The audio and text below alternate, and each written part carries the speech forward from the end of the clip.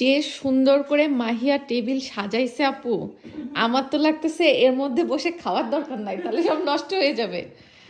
তোমার জন্যই তো সাজাইলো। আল্লাহ, আমার যে সুন্দর লাগতেছে আপু, অনেক সুন্দর করে সাজাইছে টেবিল মাহিয়া। রান্না কে করছে আপু?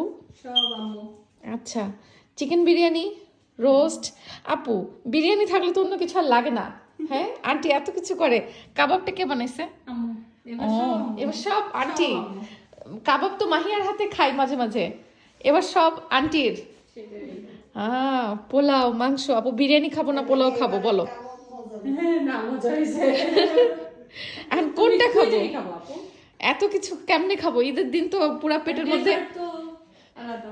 আপু ডেজার্টের কথা বইলো না, এই যে মজার বিরিয়ানি আছে, মিষ্টি জিনিস একটু কম খাওয়া ভালো, বুঝছো? আপু আমার না আলাদা করে প্লেটে দাও, আমি আলাদা করে বসে খাই। এই টেবিল সেট আপ না, এখানেই খাবো তুমি। অনেক সুন্দর হয়েছে মাহিয়া, তোমার টেবিল সেট আপ অনেক সুন্দর হয়েছে।